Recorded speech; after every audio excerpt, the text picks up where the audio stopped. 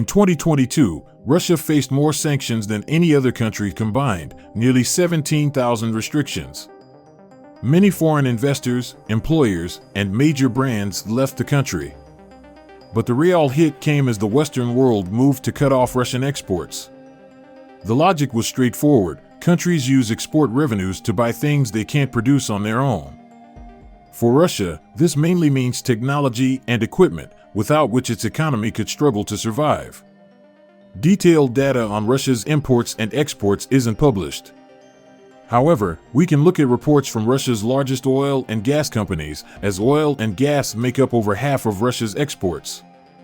Despite the sanctions, some companies surprisingly saw substantial profit increases in 2023. And, notably, not one of them reported losses, all raked in hundreds of billions. Of course, this is partly due to the weaker ruble, which has made it so ruble profits are less reliant on sales volume. Also, Russian oil is no longer traded in widely accepted US dollars, but in less in-demand currencies like rupees. There are lots of nuances, but the fact remains, overall, the sanctions that have targeted Russia's economy for nearly 2 years don't seem to be having the impact their initiators had hoped for. Russia's economic powerhouses are still doing well, earning billions on raw material exports. So, could Russia be an exception, with sanctions working for others but somehow backfiring here? And if the sanctions are so ineffective, why haven't more decisive measures been taken? How does this whole sanction game actually work? Let's dive into that. Now, let's turn to one of the world's most famous island nations, the Republic of Cuba.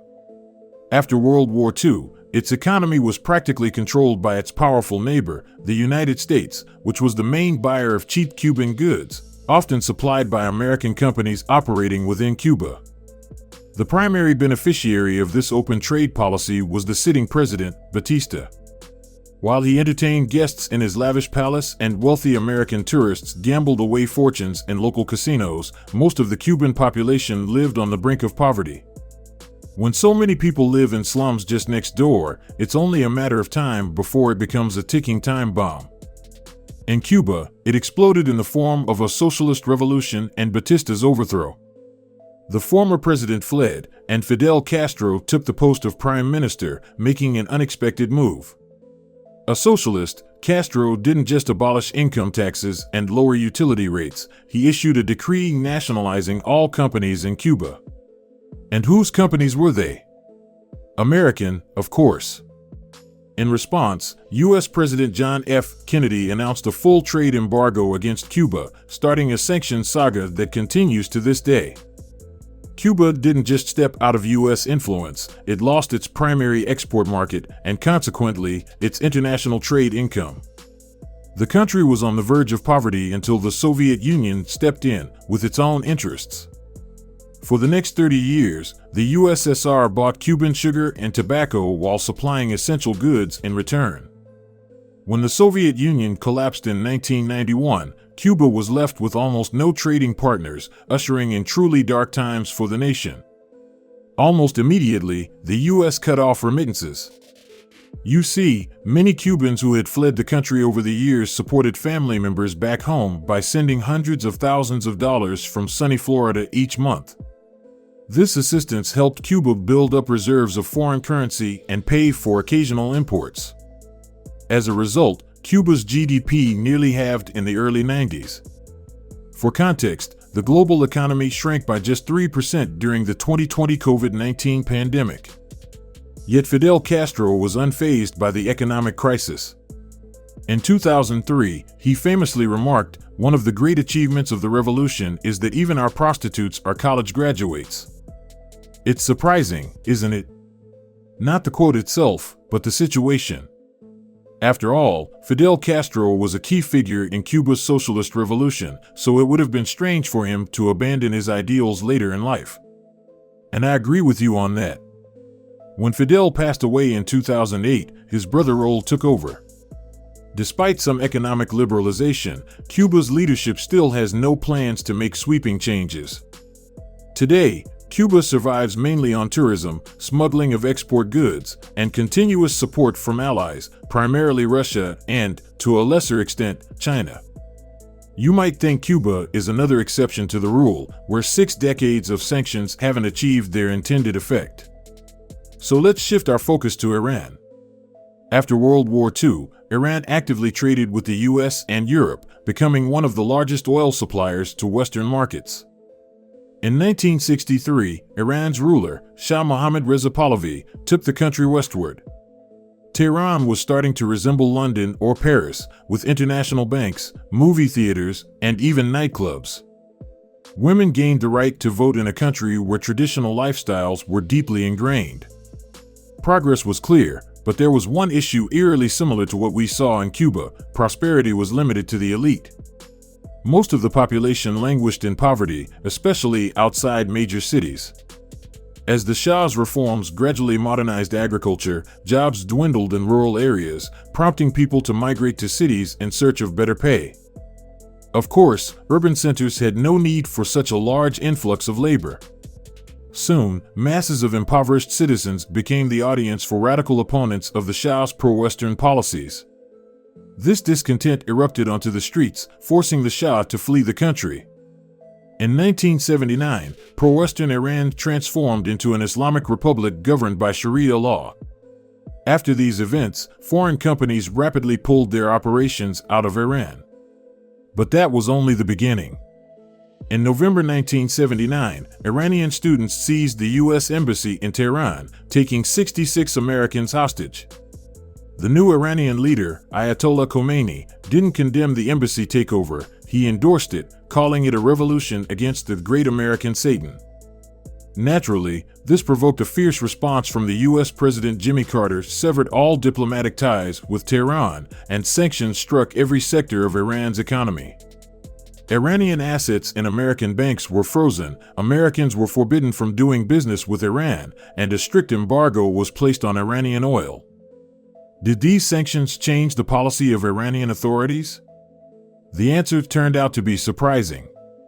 Iran adopted the motto, "Sanctions are only to our benefit." After being cut off from the international SWIFT banking system, Iran moved its financial transactions from American banks to banks in the UAE and Turkey. Instead of using Visa and MasterCard, Iran developed its own national payment system. Oil that was once bought by the US and EU is now being shipped to China, India, Russia, and Turkey, while China has become Iran's primary supplier of technology and electronics. This is a familiar scenario, isn't it? Of course, this doesn't mean that Iran is better off than it would be without sanctions.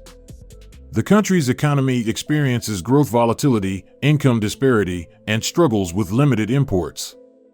Yet, like with Cuba, the main goal of these sanctions, regime change, has not been achieved.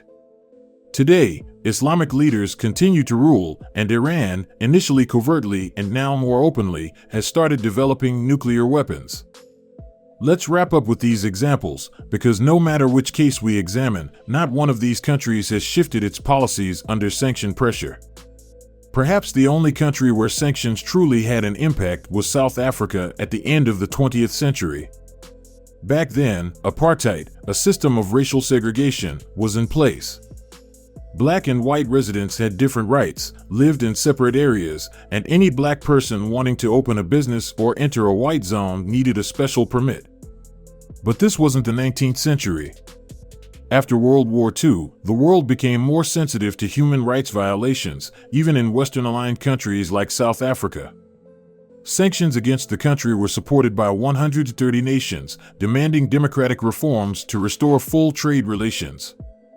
Ultimately, in 1994, apartheid in South Africa ended. Yet, there's a catch. The first sanctions were imposed in 1963, and achieving the goal took more than 30 years. Alongside increasing domestic production, countries under sanctions are actively developing mechanisms for parallel imports and establishing networks of shadow economies. Iran's case is particularly striking. Over decades of sanctions, it developed an entire system of parallel imports, brokering deals with Turkey, the UAE, and other Middle Eastern nations.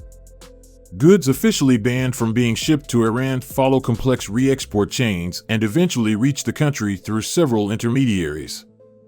Similar strategies are employed by other countries, making sanctions less effective. parallel imports aren't the only workaround. There are more sophisticated methods, like using cryptocurrencies for international transactions. Venezuela, for instance, launched its cryptocurrency, El Petro, tied to oil prices to counter U.S. sanctions. Sanctions against China, especially in tech, are particularly noteworthy. In recent years, the U.S. has imposed numerous restrictions in high-tech fields, from 5G to semiconductors. However, China is investing heavily in developing its own technology, and the sanctions have only accelerated this effort. National programs like Made in China 2025 aim for technological independence from the West, and the sanctions have simply sped up that process. One interesting aspect is that American sanctions on China have also affected Western companies. For instance, due to restrictions, many U.S. chip manufacturers who previously collaborated closely with Chinese corporations are now losing substantial contracts and must seek new markets. When a country is subjected to sanctions, it begins to seek economic support and allies that can help it cope with the consequences. Such economic coalitions counter Western isolation. For example, BRICS countries, Brazil, Russia, India, China, and South Africa, are discussing the creation of their own payment system, an alternative to SWIFT, which could provide a reliable mechanism for transactions independent of Western pressure. Of course, one cannot compare situations in different countries, each case is unique. However, a quick analysis shows that sanctions achieve their ultimate goal only about a quarter of the time. They are least effective against political regimes and territorial conflicts. This is a rough analysis, but a pattern emerges. The more globalized the world economy and the broader its trade connections, the weaker the effect of sanctions. In the ancient world, an economic blockade meant complete isolation and poverty, as was the case with the Greek island of Rhodes. But in today's economy, there's always a buyer for your goods, if not one, then another. Especially when those goods are sold at a sanctioned discount, as countries constantly vie for access to cheap resources and prioritize their national interests. History also shows that the effects of sanctions aimed at changing political decisions are most often felt by ordinary people who have no influence on government decisions. Imported goods become less accessible, and since no country can provide everything it needs, the level and quality of consumption decline. Thus, sanctions effectively become a sort of tax on the poor. Due to the inability to quickly change their consumption basket, people are forced to come to terms with their circumstances and cut back on expenses.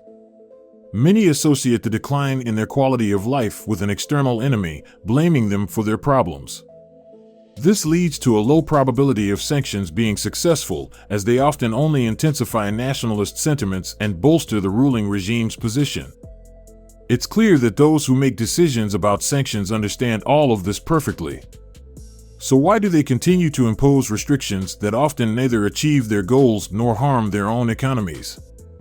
If we look past the avalanche of sanctions imposed after 2022, we can see that the main initiators are the countries of the European Union, Canada, Australia, and, of course, the United States. Notice that the economic struggle is waged against the same foes. But why is it the West, rather than the East, that becomes the primary initiator of sanctions and the world police? The answer, of course, is multilayered. But the main explanation is that developed Western countries account for about half of the global economy. This allows them to access cheap resources and broad markets for their products. As a result, the standard of living in the West remains among the highest in the world. In an attempt to maintain economic leadership, Western countries employ various levers of influence, from soft measures like international loans for developing countries to harsher forms such as economic sanctions against the most defiant. One might argue, what about China or India, which may soon outpace the US and Europe in terms of economic volume and growth rates? Yes, that's true, but the global order doesn't change overnight. The entire global financial system is still based on the US dollar. Most international transactions occur in dollars, and any central bank holds the majority of its reserves in dollars, not in rupees or yuan. So why, if the West is so powerful, does it impose sanctions that turn out to be not very effective? The answer is simple. More decisive measures could lead not just to economic losses, but also to direct armed conflict with catastrophic consequences.